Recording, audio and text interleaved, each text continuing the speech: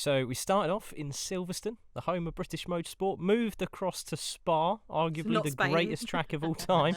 Not Spain, unlike what Jack said on the podcast last time he was on. That was brilliant. And now on to Singapore, so yeah. And what's next? Where are we going next? Ooh, next one's Austria, Red Bull Ring. What's your favourite? Super high-paced. Like, do you have to say Silverstone because obviously proud? I feel like genuinely Silverstone is the best track for racing. Like, I absolutely love sort of the drama that unfolds, the weather conditions. It's manic. And we like chaos. We want it to be a bit ridiculous. We want to see crashes. We want to see incidents. That's what it's all about. Well, this week was blimmin' chaos, to be fair. Oh, yeah. Yeah, I mean, incident after incident, as they say in the F1 scene. There's water everywhere. If you know the reference, you know the reference. But no, we had cars spinning out. We had cars going into walls, cars going into cars. We should have had plenty of safety cars, right? Like the amount of times that I saw yellow flags go up and went, "That's a safety car," and then it just didn't turn up. I was like, "What's going on?" But yeah, we did Singapore at the marina in sort of like dusk dawn time. The players weren't too happy about that. They wanted it to be night time. Oh, right. Yeah, so wait, are you choosing what time of day it is when you're playing, whether it's light or dark? You can choose absolutely everything in terms of settings. So we can change the time, we can change the temperature, we can change the weather conditions. How does the temperature affect the game? So basically, if you're running on a really hot track, your tyres are going to be screaming for help and dear life quite quickly. But if it's a bit colder, then those tyres might be able to last a little bit longer. So it kind of simulates the same sort of environment as your typical sort of F1 lap. I had no idea that it was that involved. Oh, yeah. Like, do you remember? I think it was it was the Forza games. I think it was. Do you remember the Xbox, like the original one, where the controllers had wires? They weren't wireless, and you had to plug them in. And those got all like crinkly and everything. I'll never forget when they brought out the steering wheel for that Xbox that you could plug in. It had like pedals and everything. Oh yeah. But like, you know, and you're just tootling along, you know, I might play with dad or whatever. It was always a family game. I did not realise that gaming had gone to that extent now, that technical. They've got to put thousands of pounds on sim rigs, right? Oh yeah, no, you That's can ridiculous. easily spend upwards of 10 grand if you want to get really, really serious. So more than an actual car. So if you want your full sort of motion rig setup, which is like you've got your hydraulics to sort of like push you up and down and simulate the G's of going into turns the lunges and the dives and the pitch and the roll and all of that.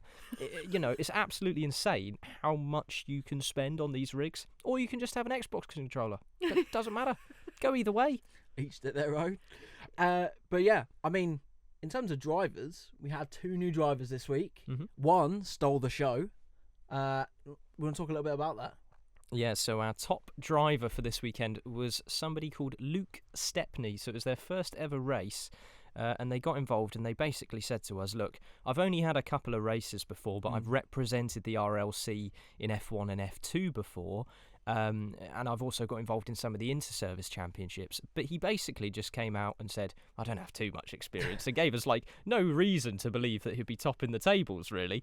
Ended up in qualifying, I believe finishing P3, and then in the actual race itself, won the entire thing.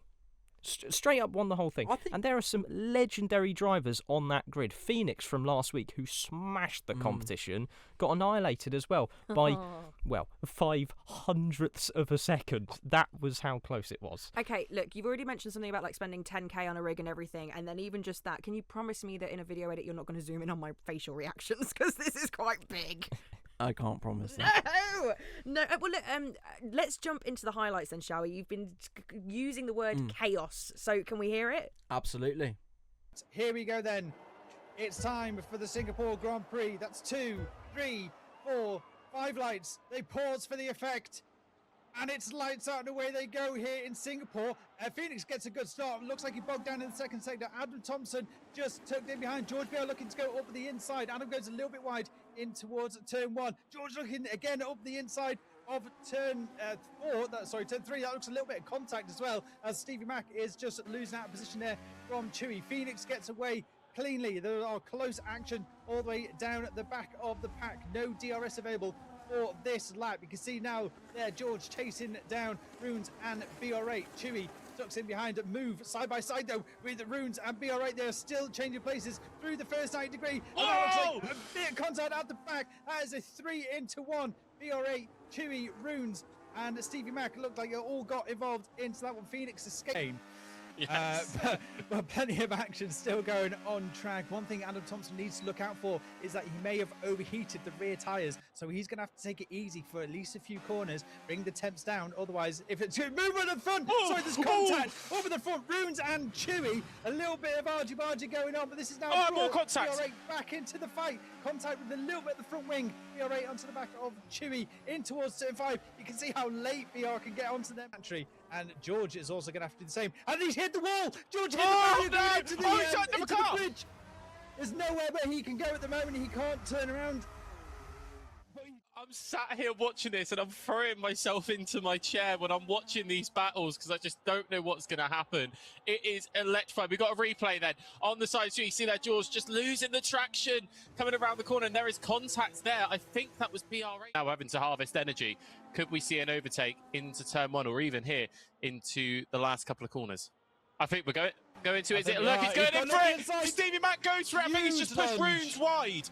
He's pushed Runes wide. Is he going to give the position back for that? I think he may have to. He did go. Runes did have to cut that chicane or that final corner, but all that he needs to do is give it him back in a sensible place. Let him do the overtake here. They're doing it here. Into turn 1, gives the position back. Now it's fair game from this point. And what is also has Adam Thompson is on the back of BR8. Yeah, 4 years in Formula 1. That's what that feels like. Tuck it in behind, getting in that dirty air. Not really much you can do. Kiss to the gearbox into the diffuser. Needs to be careful with that. Adam Thompson's trying to gain or get as many positions as he can. Is it a fresh set of the mediums? Looks for the double switchback or the double dummy. Goes a little bit deep. The switchback is on for BR8. They are now side by side down into turn 15. They go. DRS advantage to Adam Thompson. Still almost side by side. Ekes ahead. BR8 not giving up. Looks to go for the inside, but not. Up and down the field. 9.6 seconds is the gap so far. He started from pole. He comes round the final 2 corners to take the checkered flag here. It's another 10-second penalty. Correct. And the 10-second has been applied. So Luke Stepney still has to cross the line. 9.3 seconds. Luke Stepney takes the win from Phoenix by 0.05 of a second across the finish line. Following that penalty. Round 3. Round 3 indeed. I mean, he definitely ran round more than 3 times. Yes, Why did you make us sound like a microwave to bring us in? Round 3. It was very Yoda, actually, like round 3 it was. Round 3 we have been. But look, if you don't mind me asking you guys this question, because as much as I know it's been chaotic and I know you both love your job, but you've also mentioned how tired you are. Like, what are you guys actually going through at the moment? Exhausted. I mean, so for anyone who doesn't realise, so throughout... Go on, boast. Go, I'm doing so last week, obviously we had recruitment for the new person on our team. We had the recovering from the second race, prepping for the third race, and so by the time it ended the day on Monday, I had to have a nap midday because I was absolutely just gonking at my desk. I was like, this is getting too much. And then we closed out about 10 o'clock-ish. But if it wasn't for the production team, there's no way I would have got through that entire production, even with all the action, without falling asleep. Are you 25 or 75? I think I'm 75. Was it to say the military ages you lot like 3 times faster than the average? It is true. I got grey hairs after the Falklands. Yeah, that's true. Yeah. Okay, but just Danny isn't the age where she fought in the Falklands. just for clarity. Bit of stolen valour, boy. I'm so you could have used that as an opportunity to absolutely rip me. Close, but yes. Moving swiftly on. Remind us, Owen, who can play? Pretty much everyone who's part of the UCAF community. So it can be serving personnel, it can be cadets, veterans, MOD civil servants, Royal Fleet auxiliary personnel. So it's a really, really wide sort of scope of people who can get involved. Any banter between, like you've mentioned, I think it was in our very first podcast about the difference in rank that you've actually got from people who are serving. I don't know. Did we have the Colonel in today? Yesterday? Monday? I'm not sure we did. I think he missed out.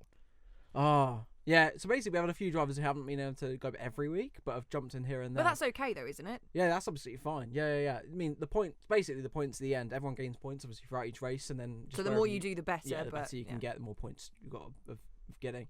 But yeah, I mean, yeah, no. We still need to enable, find some way to enable proximity chat. For anyone who doesn't know what proximity chat is, so that way when you're near to someone, you can hear them as you go away. So we get like the, oh, hello there, Chapman, and you drive past. We talk about this day. We talked about this on podcast 1, but Yeah, we need to get that somehow worked out, but it'd be absolutely hilarious.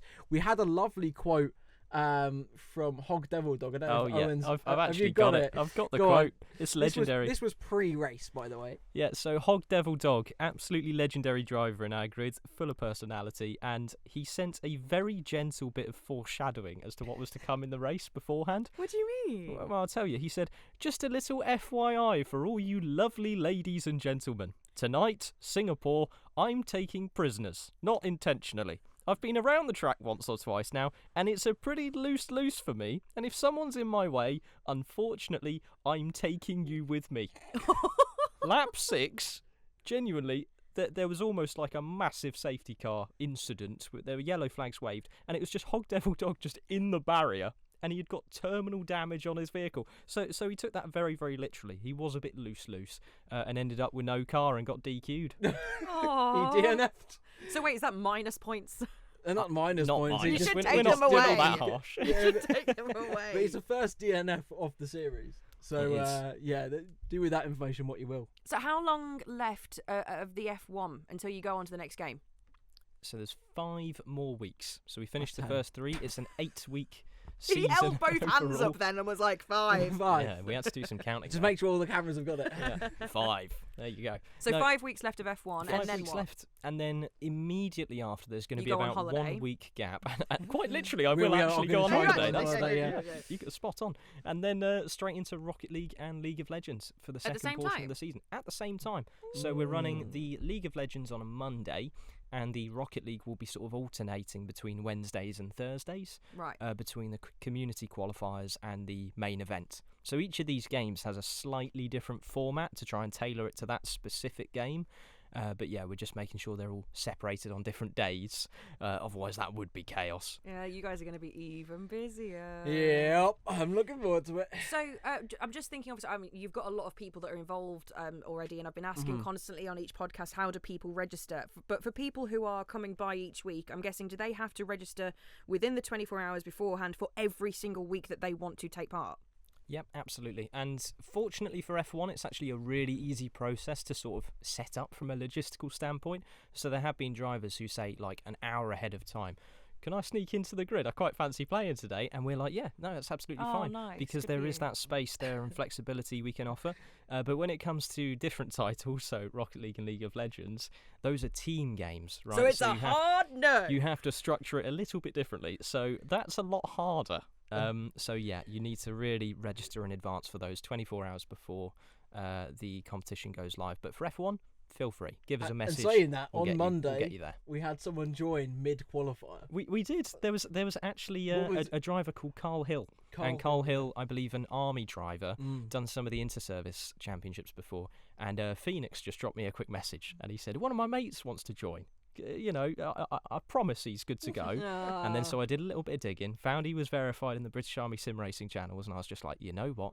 He's good to go. Why Let's not? have him drive. So now he's on the platform. He's all good to go. He's got his points registered because I think he finished in the top 10. I think actually. he did. I think he was about 7th. Oh, I think Something it might like have been that. a bit lower, maybe Maybe. 9th or 10th, but But- even so, very good performance. The best thing about him throughout the entire podcast, I was his gonna name was say- Carl Hill, okay? Very simple name, to the Was. point, Carl Hill. The commentators referred to him exclusively as Car Hill. So the whole time, I was just picturing just cars on a hill. His name's It's Car Hill. You'll never forget his name. That's what it is now. He's So now Carl Hill. 5 weeks left of F1, Yeah. and then what happens is, you know, in terms of, is it the top 10, like you say, that then go on to the grand final, or is that it? Like, you just win at the end of the 5 weeks? It's exactly the same as your traditional sort of F1 calendar. So there is no sort of playoff scenario. There is no top 10.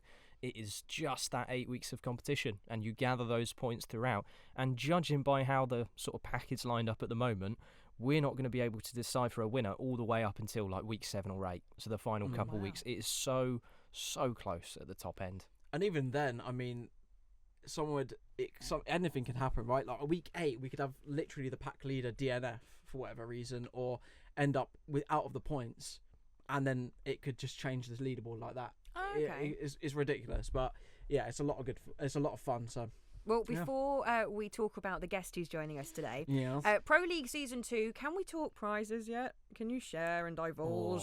Well, is it too prizes early? Are tricky. It's too early, damn it. No! It's too early.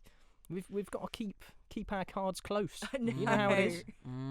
Yeah. I'm gutted. I really thought you'd share it with your homegirl over here. I'm so No? sorry. We'll tell you off air. Off. But Oh, we okay, one we of can't those. spoil it. We can't spoil it just yet. But it's Um, exciting nonetheless. Oh, it's always exciting. It's you guys. And I've seen the size of the budget. Anyway. Budgets? Excuse me. Do you know how expensive this stuff is? Oh, stop Are it. the banners yes, 10 behind you grand not you enough? mentioned earlier. Yes, the banners are lovely. They the are banners good, are aren't they? lovely. Well, look, I think it's time that we introduce, because this is the third podcast of... Wait, you haven't done it yet. Do it. Huh? The thing? The thing. The thing? The thing. The lobby! The lobby! The lobby. So delayed. I tried to do that without peeking, and I still peeked. Sorry. We were a little bit like a choir, though, then. Let's do that The one more time. lobby. The lobby. The lobby. Beautiful. I'm so sorry, guys. I'm really sorry. For a singer, that was pretty out of tune. That was actually... Yeah, but that was your Harmonise fault. with me. It was your fault. That was a bit on the sharp side. Shall we? We've already spoken to Dave from Yes, GeekTown. we have. Well, he's going to be joining us sporadically throughout. Sporadically. Sporadically. Sporadic. I He's prefer gonna, sporadic. every now and again, he's going to join us on the lobby. The lobby. The lobby. Let's stick to the day jobs, Yeah. I think. And joining us now is Dave from GeekTown, who is no stranger to The lobby. Dave, welcome back. How we doing? Lovely to be back. Thank you. So talk to us, what have you been up to? It's been, about a year, I think, almost? Ish 6 months, it a been year? that It's long? been a long time. Yeah, it's been a long time. Yeah, it was just before Christmas, I think I was on last Oh. time. So, yeah, I've been continue to work on geektown.co.uk, covering TV, film, gaming, all that geeky nonsense. And I launched a new podcast in December called Geekstorians, which is a documentary style podcast digging into the strange history behind geek culture. So instead of being just sort of here's an old thing, it's more about how these things became part of geek culture in the first place. So that's been really fun to do. It's actually on its second season at the moment, and I'm writing the third. So yeah. Oh, that's great news. And thank you, by the way. So we did before, when we first joined up together, we went, so Geekstorians is not the fan base name. No. It is no, the no. name of the podcast. No. We are the Geekettes or the Daveettes. The Daveettes. Yeah, Yes. one of the two. Sounds like, was it Smurfs? The Smurfettes. Yeah, Oh, no. Yeah, it does. Well, look, obviously, Dave, so let's talk about the history of gaming, because I don't know about you guys. Obviously, we were joined by Jack Lemon MD last week. We were Yeah. talking about the furthest thought back to your first ever console. Yeah. And for me, because my dad brought me up around gaming, I think of the Atari. But and Owen, can you picture the Atari when we talk about it? So I think there are several Ataris. I can only think of one. Only one, and that's the one Pong was played on. You know, that classic thing, because my nana always used to say, oh yeah, we had one of those, and she used to absolutely rave about it, so I know what that looks like, but my knowledge is quite limited, so Dave, you're going to have to fill me in. Okay, so Atari was one of the first giant games in video games, or giant names in video games, I should say, for a while, especially in America, and it basically meant video games. It was the dominant thing. The classic machine is the one that you remember. It's the Atari 2600, launched in 1977, looked incredibly late 70s. It was black plastic, chunky switches, and this fake kind of wood grain strip Oh across my the front God, of it. yes. It's the sort of thing that looks like it was designed to sit next to a hi-fi, huge brown telly, and possibly a fondue set. You know, it was that sort of very 70s thing. Had a joystick, usually with one big red button, and game cartridges that slotted into the top. And the cartridge bit is really important because you mentioned Pong there, and Pong was sort of embedded onto the circuitry of the console. So you had a Pong console, whereas the 2600 was really one of the first machines to actually allow cartridges, which meant you could collect games and change them. So it could be Space Invaders or Asteroids or Adventure, Missile Command, Pitfall. Gaming stopped being something you only visited in an arcade and became something you could take home and own and swap into one particular machine. you've just brought back so many memories, Dave. When you said about the wooden bit, I went, oh my God, yes, that is the first one I actually remember, because I was picturing, and now this wasn't an original one or anything, I think we must have picked it up from HMV maybe 15, 20 years ago, where it was just simply the black box with the joystick bit and the big red button on top, and it had all the games built in. You could just plug it into your TV. Yeah. Yes. All Yeah. sorts on that. Yeah. It was, by today's standards, incredibly primitive as well. It had 128 bytes of RAM, God. which, to give you some context for that, that's about enough memory now to store one short text message, not a photo or a song or a save file. Literally one short text message. That's how much memory it had. Yeah, when I download like a notepad file or something, that's the amount of bytes that pops up. That's the entire thing. God. Yes. So tell us a bit about Atari now. Do they still exist? What happened to them? Okay, so they do exist now. Oh. They are technically still a company now, but it's very different to the company that we kind of could talk about historically. I think we can come to that in a bit. Because I'm just wondering, they're not currently making RAM, I'm guessing. Yeah, no? I mean, I hope not. I mean, with those bytes, what's an average PC? Would you say now? How many bytes of RAM? Or how many gigabytes? We're of RAM? talking gigs. Gigabytes of RAM. I mean, most gaming PCs 32 gigabytes of RAM these days, like to be able to run most games. So that's obscene. Yes. Yeah. Absolutely. So, I mean, for the time though, it was a fairly revolutionary piece of technology because of the fact that it introduced this idea that you could have one console with lots of games that you could plug into it in these cartridges. And its genius was making the games feel very simple, social, and acceptable. I mean, Pong is actually quite a good example of this because it's an incredibly simple game. It's two paddles, one square ball, a noise like a microwave learning how to play tennis, and anybody can understand it immediately. So you don't need like lore or a tutorial or a 40-minute character creation. You can just pick it up and play. But the 2600 really is the thing that brings home console gaming into people's living rooms. That had not really been a thing before. If you wanted to game, you went out to an arcade. It wasn't really until the 2600 that it really became a thing in the living room. Yeah, so quite a quick question. So obviously I had a Nintendo DS, right, when I was a young man. You're still a young man, but is that so? Obviously, in a Nintendo DS, or the original Nintendos, you used to have to swap cartridges. Is that got inspiration from the original Ataris? Do you think that's where it sort of evolved from? Well, yeah. I mean, literally every console is an evolution of that Atari 2600. The entire idea of swapping games in one machine pretty much stems from the Atari 2600. They were really the first people to, I don't know whether they were technically the first people to actually do it, but certainly they were the first people to popularize it and get it in homes. So, I mean, pretty much it's the grandfather of pretty much every modern games console. Yeah, I love that. I think you're talking about home gaming. I hadn't ever really sat down and thought about it long enough that, it was the first of its kind, which I think is really interesting. And you said about social aspects as well. But do you know what? We've spoken enough. You've just mentioned Nintendo DS. I want to hear Dave's memory about Atari. I had a neighbor that had one. I never actually, I had a Pong machine actually. That is true. My parents bought a Pong machine. But my dad was an electrical engineer, so went rather more down the computer route after that. So we had a ZX80, we had a ZX80 actually, and then a ZX81, and then a Spectrum. So I was never really a console kid. The ZX80 is an entire story on itself, which we did cover in one of the episodes of the Geek Storians podcast. But essentially, the ZX80 basically came as a bag of parts which you soldered together onto a board yourself. It was like, you want a computer, here you go, then here's a challenge, prove you need one. Like it's from IKEA. Raspberry Pi.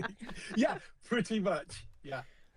And by the way, you've just made our boss Gisela very, very happy with some of the names you just threw out. Then, but so going back to what Owen and Jonah were talking about, though. So, because I actually don't know the answer to this question, and knowing we were speaking today, purposefully didn't look either. But are Atari still going? Then, obviously, I gather there's still a business, but what are they doing? What are they producing?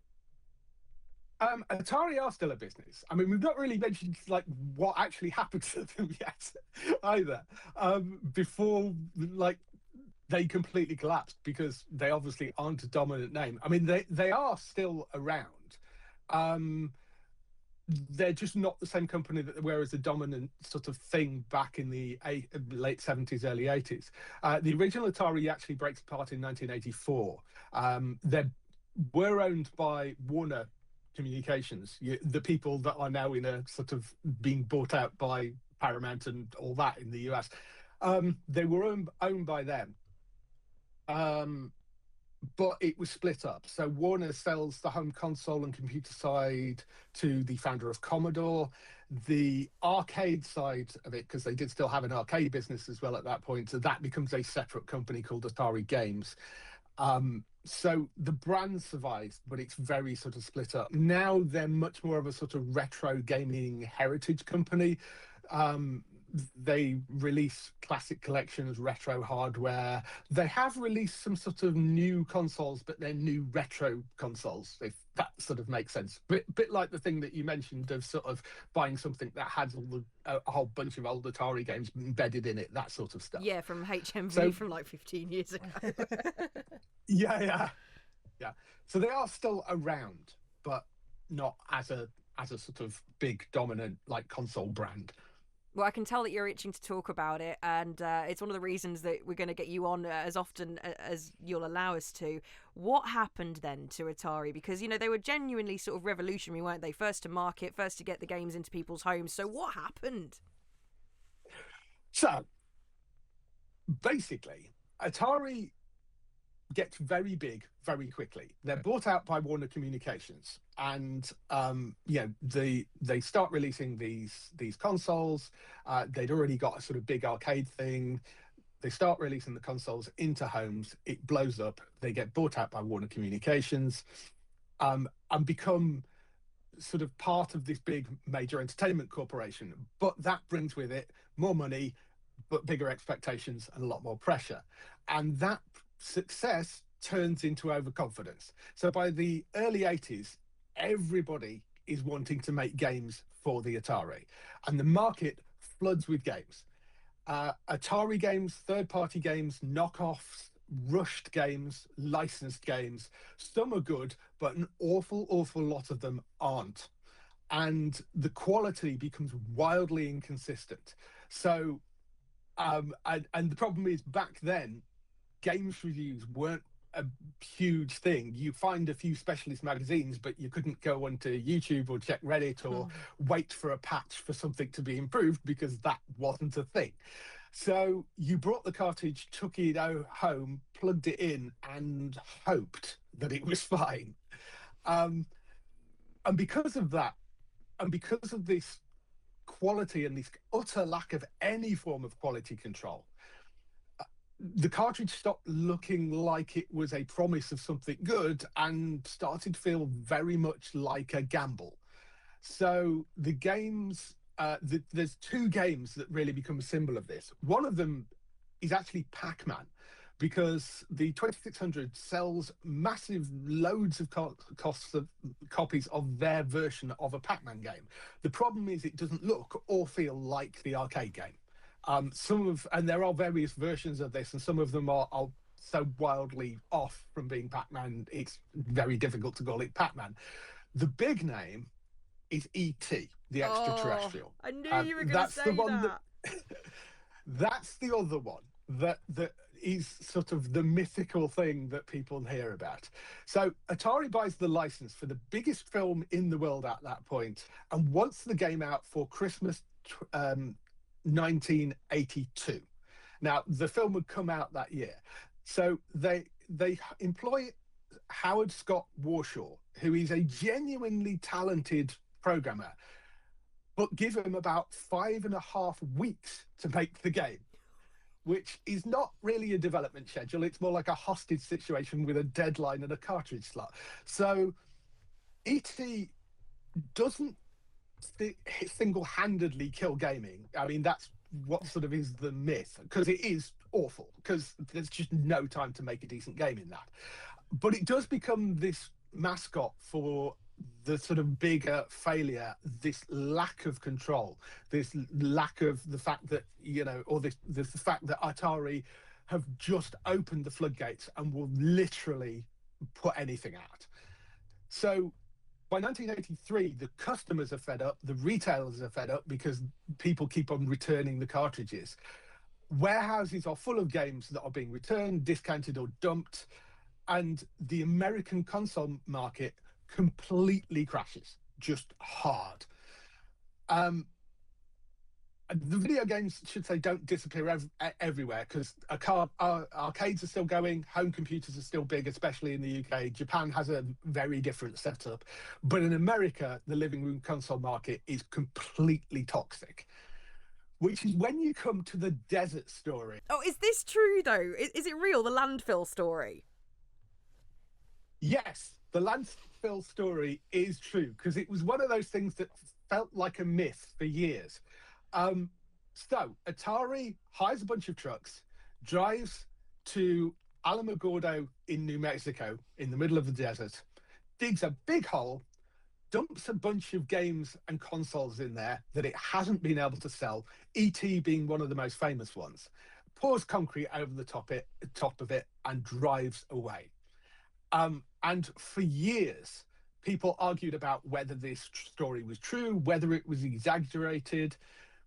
But then decades later, I think Netflix actually made a documentary about it. They went to the desert, found it, and dug it up. And they were there. So, yes, it was actually what is probably gaming's most literal bad review actually is true. It's an incredible, bizarre story. But yeah, they failed to sell. Yeah, they failed to sell so many games that they literally had to dump them in a massive landfill in the desert. I feel like we need an Atari fossil in the studio somewhere. Like we need one of those covered. Buy them somewhere. Can we? Right.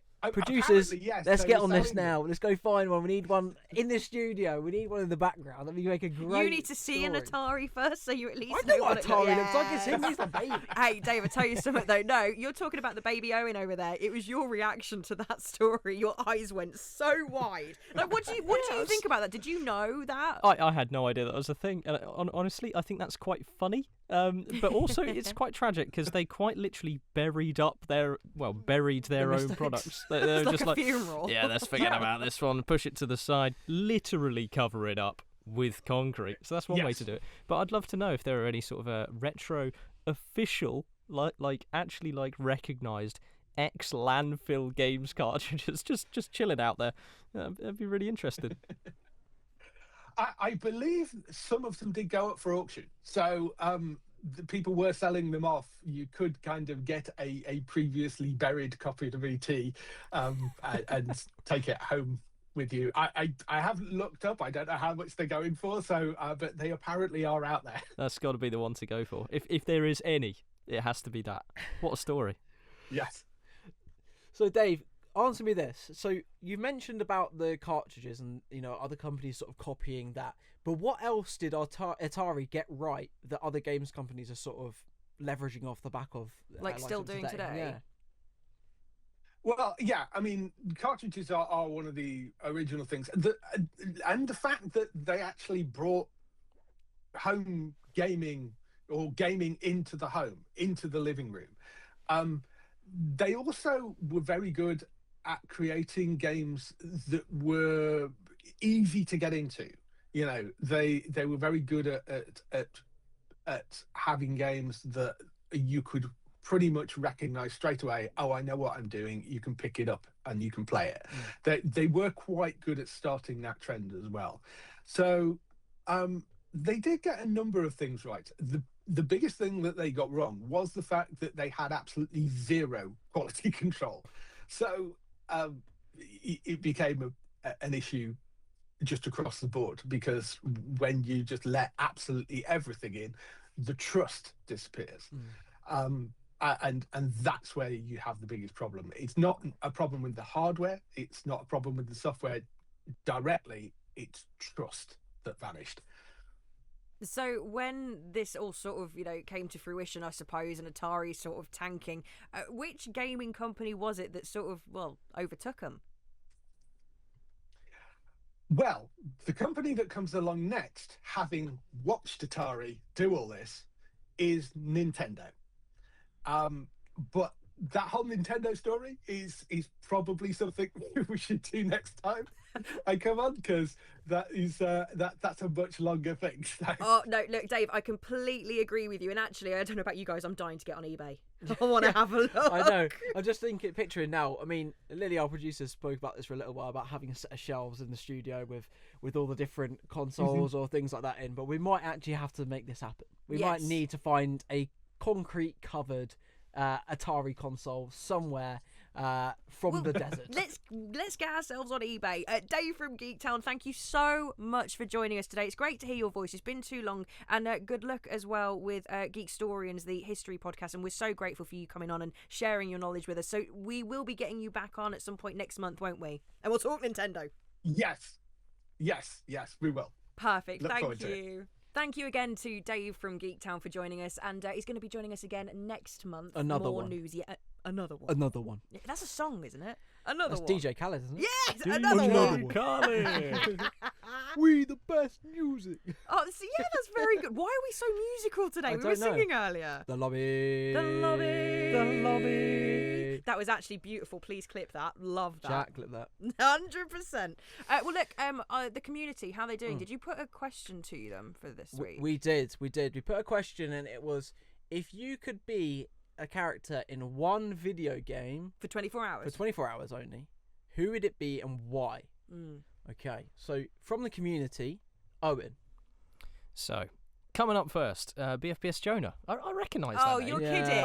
Really? You answered your own question? Listen, he got excited. I don't blame him. It's a good question. Well, that means that we've got to do this too. Go on.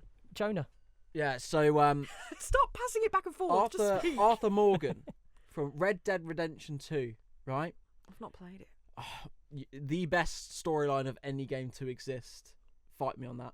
That is fact. Yeah, but why? Why him? Why? Yellowstone. The series Yellowstone is the only solid you have answer talked to about that, right? yeah. Is because, you want to go a bit of that throwback. Literally, it's just cowboying. Pure cowboy. You realise I've never played this game, never seen that series, so you're not actually telling me anything about it. Why Arthur him? Morgan is a cowboy. Okay, and you want to be a cowboy. And I just want to be a cowboy, right? And also, Montana is beautiful, right? The mountains, the rolling hills. So the setting and the fact that he's a cowboy. Yeah, all the shenanigans that go on. So what happens when they're like chasing after trains, after bandits, like robbing trains. Oh, just funny, isn't it? Nice, so right. yeah. And then we had one from, who is it in the Discord? Wrenchy. Octodad. Octodad, Octodad? Deadliest Catch, nonetheless. It is. So I think this game is probably about a decade old now, and I think it's first released when PS4 came out. That sort of period of time, and it's like this octopus dad. That is it's in the title. It's in the title. I think he just wants a nice sort of chilled, day in the 24 hours. Game? Do you take care of your octo I can't remember. I think you have control over each limb or something like that. You've got micro movement. You've got cooking on one arm, TV on the other. Why does this sound familiar? Oh, it is a strange game. Yeah. Wait, what was that? He's trying to get away as being human? Yeah. I am so confused, but each to their own. Owen, what about you? If you had to spend 24 hours in a video game, which one would it be and why? Mirror's Edge. No, that was mine! That was yours! That was mine. I've written it down. No, Mirror's come Edge. off it. I have written... what? That is why? That is elite knowledge, Danny. I'm so proud of you. I'm really proud of you. You've just pulled Mirror's Edge out the bag. Yeah. Read it. No, I can, but I'm slightly blown away. For the camera. I promise I didn't read that. I absolutely promise you. Mirror's Edge. I know, you're not that's insane. Hold on, I how? love that game. It is sick. It's an It's amazing awesome. game. So, she's a badass. Oh, she is wicked. It's so cool. No, the whole thing is awesome. The sort of colour palettes, the environment, Yes. the just... the excitement. She's It's like good. what's the word? What do you call it? It's like not a free runner. Free runner parkour, that sort of thing. Yeah. Parkour. I was thinking Parkour, of the parkour. dogs. You know the video of the thinking of dogs The where they do Office. run parkour. I can't believe we jinxed nuts. it. Like, I'm trying to think what else, but I don't think it gets No. more Is fun Is it than bad that. the main Sliding takeaway down from that is skyscrapers. that I got that Owen wanted to change gender for 24 hours? to be fair, what would you do? What would be the first thing you did on our No, wedding? no, I would no, slide no. down Oh, a is this a skyscraper, family I'll have show? you know. Family show. Okay. Oh man, I can't believe we had the same answer. That's new crazy. respect, new respect. That is awesome.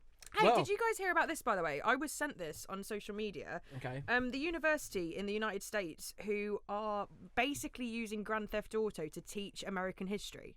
Have you heard about this? How? That's crazy. Yeah, apparently it's the University of Tennessee. They're going to launch Grand Theft America, Right. right?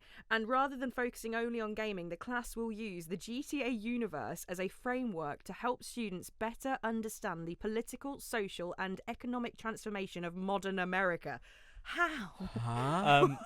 I feel like Men- some professor has just needed an excuse. to play GTA 6. Yeah. Do you reckon they've booted up like 5M as well? Yeah. And they're going to get everyone Modded- playing modded different server. roles. Yeah. Like, I've never played GTA and thought, this is what America must be like. No. Is it the classic trend where people go to like LA and then they like, oh, don't worry, I've got this. I don't need a map because I like driving around because the map's so similar. Yeah. How crazy but is I that, don't though? understand how. So That's many like questions. using Overcooked to learn how to cook. Yeah. right? Yeah. And I told you Not I'm going telling to mention Gordon Overcooked. Ramsay that you don't need to learn from him because you've played Overcooked. Yeah, exactly, right? And I Yeah. told you I'm mentioning Overcooked every single episode. podcast. Yep. Yes. Yeah. Well, that's not the worst thing I've heard this week. I mean, Oh, no. I've heard rumours that GTA 6 is getting postponed again. No. Yeah, I know.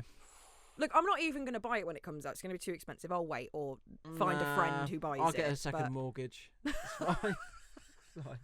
Go and take a part-time job at Game and then just Yeah, have, yeah, a, yeah. have a little discount. That's Yeah. that's the way. See, look, it was This is the way. Blockbusters, then it was Game. Like, just pillars of my childhood. I know. And now, I don't want to say it, but who knows where Game will end up. Yeah. Oh, did you see GameStop in the United States were trying to buy eBay? What? And the yeah. Oh, I They saw. were I did trying to see that. buy eBay, and then the first comment on the top of the post was something like, "It's like your local bakery trying to buy Tesco's." Oh, no, don't. I know this is a little bit off topic, but actually today I read that Ask Jeeves over the weekend just yeah. disappeared from the internet Really? after 25 years. And I was like, That's did gutting. it not disappear 15 years ago? I Ask didn't Jeeves. realise Ask Jeeves, the search engine, was still going. Yeah, me neither. To be fair. Any more Yeah. gaming news, though? Oh, any other GC talk? I don't know. Plenty of inter-service games going on at the moment, Yeah. or competitions rather. So League of Legends, Rocket League, and Call of Duty. There's massive inter-service championships going pretty much across the UK Armed Forces world at the moment. There's also the Allied Forces Esports Invitational, which is a Yes. massive Rocket League tournament in Utrecht in the Netherlands. I believe taking place next month. And there's actually been some qualifiers happening for that internally between the different services. Yeah. So the RAF have forwarded their top two teams now, exactly as expected, but not in the way people thought. So the first and the second seeds of those competitions qualified through to Utrecht, which is awesome for them. But it was the second seed which actually won the entire thing for them. So they're going to be going forward as the favourites and as underdogs as well. Oh, DeRomus messaged me the other day. Yeah.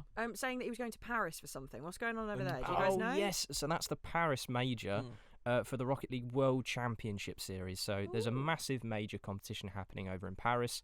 That's going to be at the end of this month, so very, very soon. Hence, he can't make the commentary for next week. And he said, I'm over in Paris. And I was like, well, that's going to be a bit difficult Priorities, for us. man. But you go out there and love it because, you know, it is the place to be if you're a Rocket League fan. I think any esports event, if you're into gaming, like, and you've never been to an esports event, you just have to go to one, and you'll get addicted for life. Once Yeah, you get bitten by hooked, that man. bug. I mean, there's the Valorant Masters coming to London as well. It's going to be crazy. Weren't you guys also chatting to producer Lily recently about a game that's on like early access, like the open? I don't know. Subnautica yes. 2. Yeah, I've been digging into that. It is wicked.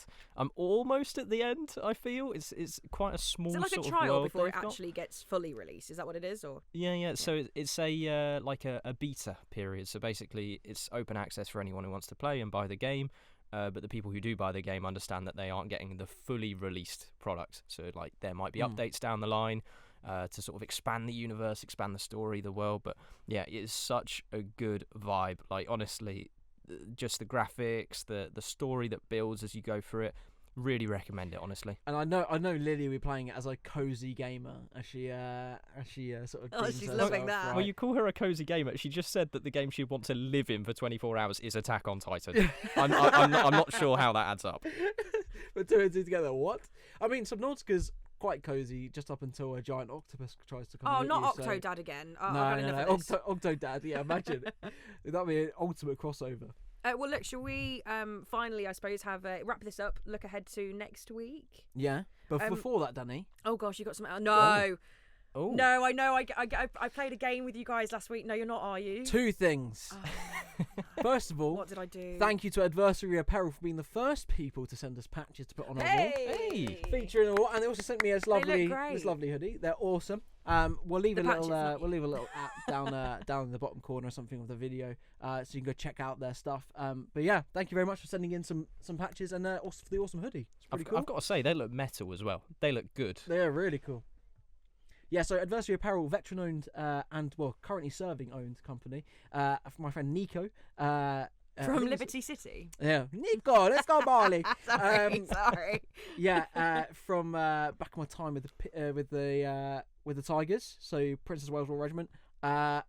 He got in touch and was like, "Oh, let's do something together." I was like, "Cool, yeah, we've got a podcast coming up. Why not?" So yeah, he sent us some drip, as the kids say. But no, loads of cool veteran-owned brands out there. And if you want to get your patches featured on our wall, then yeah, the address is on screen. But you can also find it at bfbs.com. And send them to our office. Yeah, the easiest thing to get it do, up. just drop into Google BFBS HQ address and it comes up straight away. And send us them in. Right, Yeah. so that's Anyway, it. There's not 2 that's the points. first No, we bit. ain't got time. Right, And moving on. no, we haven't got time. Have we? We've It's got to wrap game time. No. And we call this game. What are we calling this game, Owen? I don't know. I'm cringing. Hold on. You didn't come up with a name for Wrong it. answers only, or something.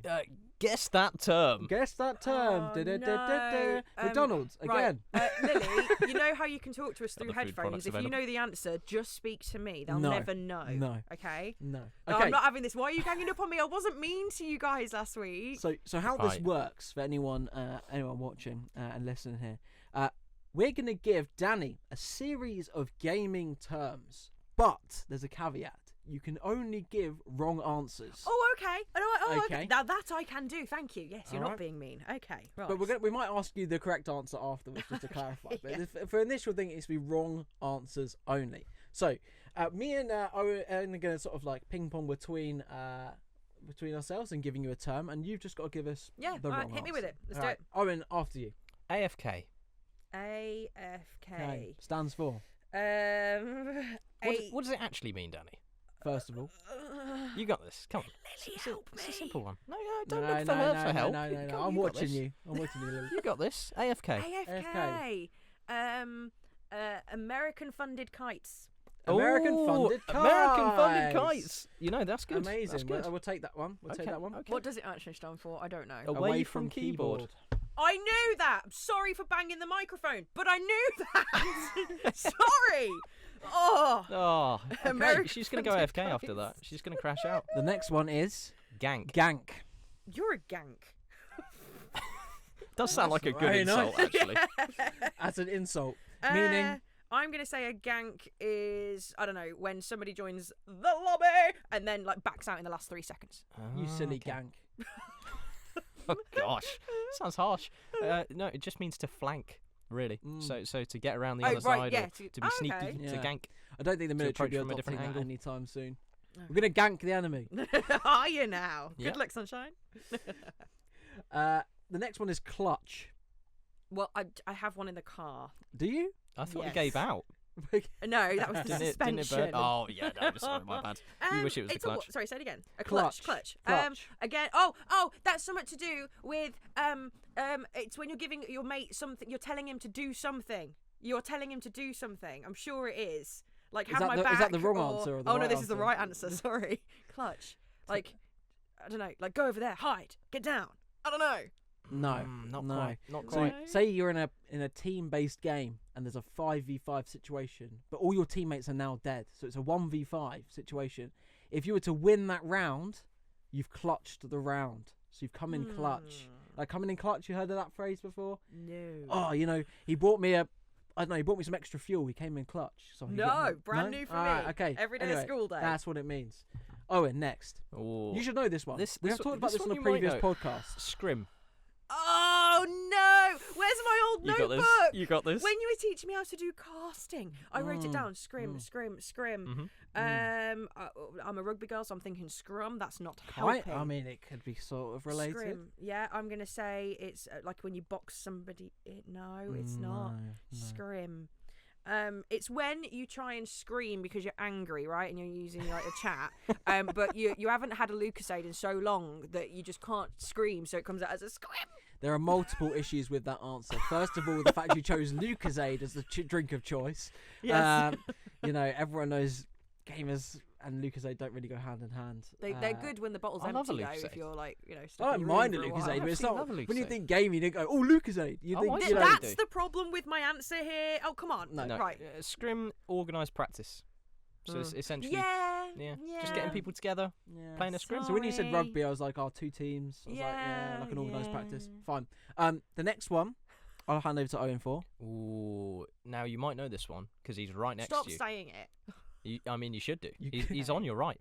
AceAnvil. What does ace mean? Well, it's just just ace on its own, to clarify. Just an ace. Oh, you've told me this. Where did my name originate from?